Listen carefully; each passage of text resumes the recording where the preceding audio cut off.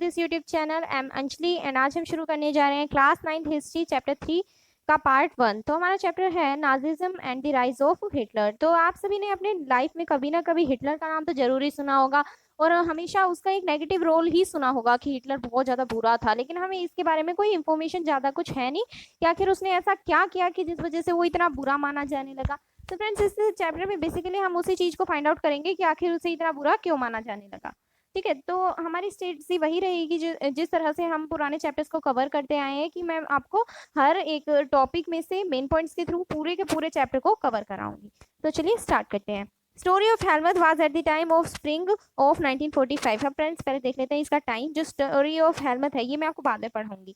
ठीक है, तो ये कब हुई थी? ये हुई थी 1945 की स्प्रिंग के टाइम में। तो अब चलिए हेलमत के बारे में पढ़ते हैं। तो हेलमत क्या है कि एक 11 साल का बच्चा होता है, उसकी स्टोरी है। तो उस स्टोरी में क्या होता है कि हेलमत के फादर एक नाजी सपोर्टर थे। ठीक है, तो वो क्या कहते हैं, एक बार अपनी वाइफ के साथ बहुत ज्यादा सीरियस टॉक्स कर रहे होते हैं। ठीक है, सीरियसली बातें कर रहे होते हैं और हेलमत क्या करता है, उन्हें सुन लेता है कि और वो बहुत ज्यादा डर जाता है क्योंकि उसके फादर क्या कहते हैं कि या तो अब मुझे खुद मर जाना चाहिए या फिर पूरी फैमिली को खत्म कर देना चाहिए।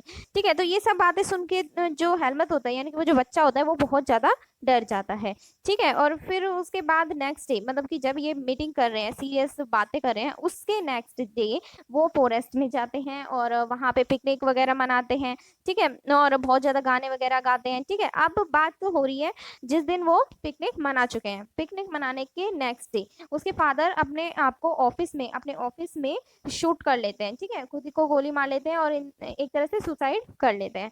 ठीक है, तो इस बात से जो हेलमेट होता है वो और भी ज्यादा डर जाता है और उसके बाद काफी सालों तक और अबाउट ये 9 इयर्स तक हेलमत अपने घर पर खाना नहीं खाते हैं। अब देखिए खाना नहीं खा रहे हैं क्योंकि इसके पीछे बहुत बड़ी वजह है। क्योंकि जब हेलमत 11 साल के थे तब उन्होंने सुन लिया था अपने फादर को इस तरह की बातें करते हुए।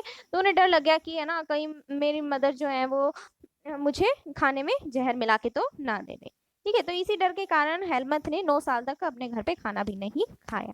तो चलिए आगे बढ़ते हैं। आगे बढ़ने से पहले मैं आपको बता देती हूँ सेकेंड वर्ल्ड वॉर की जो पार्टी थी, मतलब कि किन किन देशों के बीच में सेकेंड वर्ल्ड वॉर हुआ था उसका एक ओवरव्यू दे देती हूँ। ठीक है, तो यहाँ पे दो पार्टी थी मेन, अलाइज और एक्सिस। तो अलाइज जो थी उसके अंडर में यूके, फ्रांस, यूएसएसआर, यूएसए, ये चार जो थे ये थे अलाइज के साथ। और दूसरी तरफ एक्सिस जो थी, एक्सिस के साथ है जर्मनी, इटली, जापान। तो ये तीन देश थे एक्सिस पावर्स के। ठीक है, और इसके बाद क्या होता है कि जो अलाइज होती है वो जीत जाती है और एक्सिस जो है वो हार जाती है। चलिए आगे करते हैं। So Helmut's father was a Nazi and supporter of Adolf Hitler. तो हेलमत के जो फादर थे, जैसा कि मैंने आपको बताया कि वो एक नाजी सपोर्टर थे, एक तरह से नाजी ही थे। और वो एडोल्फ हिटलर, हिटलर का जो रियल नेम था वो क्या था, एडोल्फ हिटलर पूरा नाम। ठीक है, तो जो एडोल्फ हिटलर थे उसके सपोर्टर थे हेलमत के फादर। और फ्रेंड्स अभी मैंने आपको बताया था कि जो एक्सिस पावर थी वो हार जाती है और हिटलर कहाँ का था, जर्मनी का था। तो जब ये हार गई है तो इसके जो सपोर्टर हैं हेलमत के फादर, उन्हें डर लगता है कि वो भी जो एक्सेस पावर अब सॉरी अलाइज जो जीत चुकी है वो उनको मार देगी। तो इससे पहले मैं खुद ही अपने आप को शूट कर लेता हूँ या फिर सुसाइड कर लेता हूँ।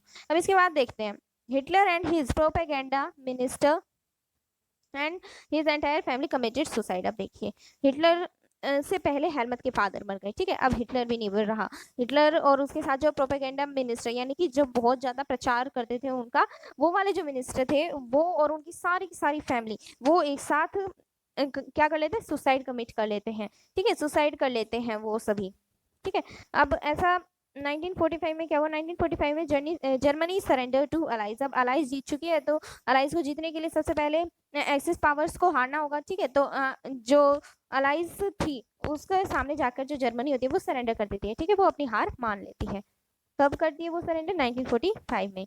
Hitler wanted to make Germany a mighty power and conquer the entire Europe. आप देखें मैं आपको एक पूरी स्टोरी के रूप में बताना चाह रही हूँ। तो एक बार ये देखते हैं कि हिटलर क्या चाहता था कि वो जर्मनी को एक माइटी पावर बनाए यानी कि एक बहुत पावरफुल राज्य बनाए और साथ ही साथ वो पूरे यूरोप पर राज भी करना चाहता था। अब इसे एक स्टोरी के वे में देखते हैं। ठीक है, हिटलर उनका ये सपना था कि वो जर्मनी को एक माइटी पावर बनाए और पूरे यूरोप पर राज करे। ठीक है, फिर उसके बाद क्या होता है कि ये युद्ध होता है, सेकेंड वर्ल्ड वॉर होता है। ठीक है, सेकेंड वर्ल्ड वॉर के होने के बाद जो हेलमथ के फादर होते हैं वो सुसाइड कर लेते हैं, फिर उसके बाद जो हिटलर होता है और उसका प्रोपेगेंडा मिनिस्टर होता है वो और उसकी पूरी फैमिली वो भी सुसाइड कर लेती है। फिर जब 1945 में वो सरेंडर कर देते तो उसके बाद ये सारे सुसाइड कर लेते हैं। ठीक है, अब देखते हैं आगे। Hitler committed crime against humanity. अब देखिए ये एक बड़ी चीज आ रही है, हिटलर ने ह्यूमैनिटी के अगेंस्ट क्राइम किया था। अब कोई इंसान ह्यूमैनिटी के अगेंस्ट क्राइम कैसे कर सकता है, तो ये चीज समझनी जरूरी है। तो हिटलर की क्या विचारधारा थी कि जो ये जर्मनी है वो फर्स्ट वर्ल्ड वॉर में हार गया था, मतलब ये जो जर्मनी है ये दोनों जगह हारा ही है। हालांकि जो जर्मनी था वो बहुत ज्यादा पावरफुल था, ये तो बस उसकी कह सकते हैं कि किस्मत ही खराब थी एक तरह से, जो वो हारता चला गया। तो जो फर्स्ट वर्ल्ड वॉर था उसमें भी जर्मनी हार जाता है। तो जर्मनी किस लिए हारता है उसके अकॉर्डिंग कि उसमें जो कुछ तरह के लोग हैं, ठीक है, तो उस पर्टिकुलर क्लास की वजह से वो हारता है। ठीक है, ये आप आगे पढ़ेंगे। ठीक है, तो वो हार जाता है। तो ये जो हिटलर होता है ये चाहता है कि जर्मनी में एक ही तरह के लोग रहें। ठीक है, एक पर्टिकुलर जो सोसाइटी है वो इस तरह से अरेंज हो कि एक ही तरह के लोग उस सोसाइटी में रहें। तो इस चीज के लिए वो क्या करता है कि बाकी सारे लोगों को मरवाना शुरू कर देता है।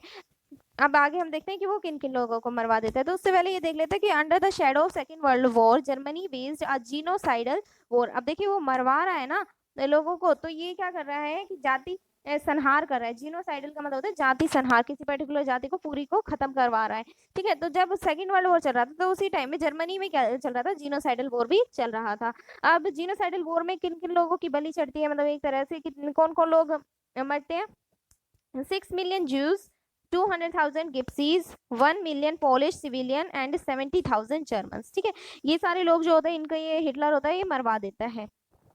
अब ये देखिए क्या अजीब सी उसने ट्रिक निकाली कि मैं इतने सारे लोगों को आखिर मरवाऊंगा कैसे। तो देखते हैं नेक्स्ट पॉइंट में।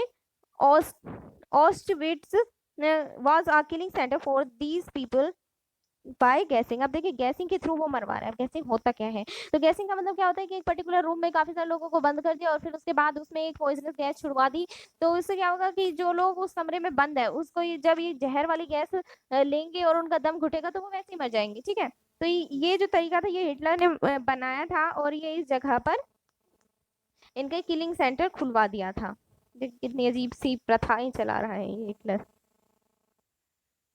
अब चलिए आगे देखते हैं। Only 11 Nazis were sentenced to death by the Nuremberg tribunal. अब ये देखिए ये एक आप यूं मान लीजिए कि एक जुडिशरी है। ठीक है, जब ये सेकेंड वर्ल्ड वॉर हो गया है उसके बाद जिन जिन लोगों ने ये वर्ल्ड वॉर जैसी स्थिति उत्पन्न की है, मतलब इतना ज्यादा आप सोच कर देखिए एक छोटी सी वॉर होती है उसमें ही कितने ज्यादा लोगों की बलि चढ़ जाती है। बेचारे जिन लोगों का कोई उनका हाथ नहीं होता किसी भी चीज में, तो फिर भी वो लोग मारे जाते हैं और कितना ज्यादा तो गोला बारूद वगैरह कितने ज्यादा वहाँ के जो रिसोर्सेज है वो खत्म होते हैं। तो उन्हें लगा कि एक जुडिशरी बिठानी चाहिए और फिर इन लोगों को सजा देनी चाहिए जिनकी वजह से ये सेकेंड वर्ल्ड वॉर हुआ था। ठीक है, अब देखिए अब ये जो न्यूरेमबर्ग ट्रिब्यूनल होता है वो क्या करता है कि सिर्फ और सिर्फ 11 नाजीज को ही सजा सुनाते हैं। और फ्रेंड्स ऐसा करने के पीछे भी एक बहुत बड़ा कारण रहा है कि जब फर्स्ट वर्ल्ड वॉर था, ठीक है, जब फर्स्ट वर्ल्ड वॉर था तो उसमें जो ये अलाइज पावर होती है ये फर्स्ट वर्ल्ड वॉर में भी जीत जाती है। तो फर्स्ट वर्ल्ड वॉर में ये जो अलाइज पावर होती है ये बहुत ज्यादा हार्श हो जाती है इनको लेके। ठीक है, ये जर्मनी वाले जो होते हैं इनको लेके बहुत ज्यादा हार्श हो जाती है और इस बार ये नहीं चाहते थे कि हम इतने ज्यादा हार्श हो जाएं जर्मनी वालों को लेकर। तो इसीलिए ये सिर्फ और सिर्फ 11 नाजीज को ही सजा सुनाती है, मृत्युदंड देती है और बाकी सभी को क्या करती है ये जेल में डाल देती है। अब देखिए नया टॉपिक शुरू हो गया, बर्थ ऑफ वियमार रिपब्लिक। आप देखते हैं इसमें आखिर क्या गिवन है। तो सबसे पहले हमने अभी सेकंड जो वर्ल्ड वॉर था उसकी जो पावर्स थी उनको डिस्कस कर लिया था कि किसमें कौन कौन सी थी अलाइज और एक्सिस में। तो अब यहाँ पे कुछ और हैं उनको एक बार देखते हैं। तो यहाँ पे है सेंट्रल पावर्स और अलाइज। ये ना, ठीक है, तो सेंट्रल पावर्स का अगर हम देखें तो इसके अंडर में थे जर्मनी ऑस्ट्रियन एम्पायर। अब देखिए यहाँ पे ऑस्ट्रिया की जो यूरोप में जगह है उसकी बात नहीं हो रही, यहाँ पूरे ऑस्ट्रियन एम्पायर की बात हो रही है। ठीक है, और यहाँ पे है अलाइज, इंग्लैंड फ्रांस और रशिया इसके अंडर में थे। ठीक है, ये सब जो थे ये फर्स्ट वर्ल्ड वॉर की बात है। और जो मैंने आपको पहले बताया था, ये जो मैं आपको दिखा देती हूँ, तो ये जो मैं बताया था कि अलाइज में उस टाइम में यूके फ्रांस यूएसएसआर और यूएसए ये सब थे सेकेंड वर्ल्ड वॉर में। और एक्सिस में जर्मनी इटली जापान ये सब जो मैंने अभी आपको बताए हैं ये देश थे सेकेंड वर्ल्ड वॉर में और पहले वाले थे फर्स्ट वर्ल्ड वॉर में।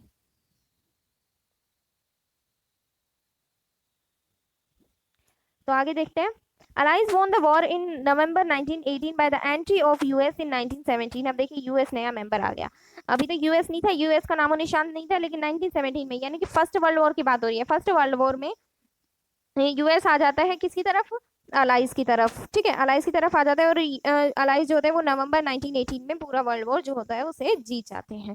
अब आगे देखिए, मैंने एक नया जो ये नेक्स्ट मेन पॉइंट है, ये मैंने इसलिए इंक्लूड किया है कि मुझे लगा कि ये बहुत ज़्यादा इंपॉर्टेंट है, कि कई बार पूछ लिया जाता है कि आखिर जर्मनी की जो पार्लियामेंट है उसे क्या कहा जाता है। तो फ्रेंड्स, इसके बाद आपके माइंड में जरूर स्ट्राइक करेगी ये बात कि उसको रिच स्टैग कहा जाता है, ठीक है, ये चीज़ आप जरूर याद कर लीजिएगा। और रशियन पार्लियामेंट को कहा जाता है डूमा, इसे पहले वाले चैप्टर में हमने पढ़ा था। After Versailles treaty Germany lost a tenth of its population, 13% of its territories, 75% of iron and 26% of its coal to France, Poland, Denmark and Lithuania। अब देखिए जब उसे जुर्माना भरना पड़ रहा है, ठीक है, अभी जुडिशरी जो इन्होंने बिठाई थी न्यूरेमबर्ग में, वो बिठाई थी कब, सेकेंड वर्ल्ड वॉर में। अब पहले वर्ल्ड वॉर में भी इसी तरह से जो जुडिशरी वो बिठाई गई थी, तो उसके अकॉर्डिंग उसने क्या किया कि जो जर्मनी था उसकी 1/10 पॉपुलेशन को ले लिया, ठीक है, 13% उसकी टेरिटरीज को ले लिया। तो ये सारी जो चीज़ें मैंने अभी अभी आपको बताई, जो 75% आयरन, 26% टू कोल, तो ये सारी चीज़ें इन देशों को, फ्रांस को, पोलैंड को, डेनमार्क को और लिथुआनिया को, इन सबको इसे देनी पड़ी थी। तो इससे इसे बहुत ज़्यादा भारी लॉस उठाना पड़ा था। आगे देखते हैं, जर्मनी वाज फोर्स टू पे कंपनसेशन ऑफ 6 बिलियन। अब देखिए इतना ही नहीं कि इसे ये सारा जो अभी मैंने आपको बताया ये ही लॉस नहीं सहना पड़ा था, बल्कि उसे 6 बिलियन का और मुआवजा देना पड़ा था। तो फ्रेंड्स, इसी के साथ हमारी ये वीडियो खत्म होती है, और बाकी सारे जो टॉपिक्स हैं वो मैं आपको नेक्स्ट वीडियोस में कवर कराने की कोशिश करूंगी जल्दी से जल्दी। तो आप उन सारे वीडियोस को मेरे चैनल पर जाकर देख सकते हैं, और अगर आप इस चैनल पर नए हैं तो इस चैनल को सब्सक्राइब कीजिए, और अगर ये वीडियो आपको पसंद आती है तो इसे लाइक और शेयर भी कीजिए। Thank you.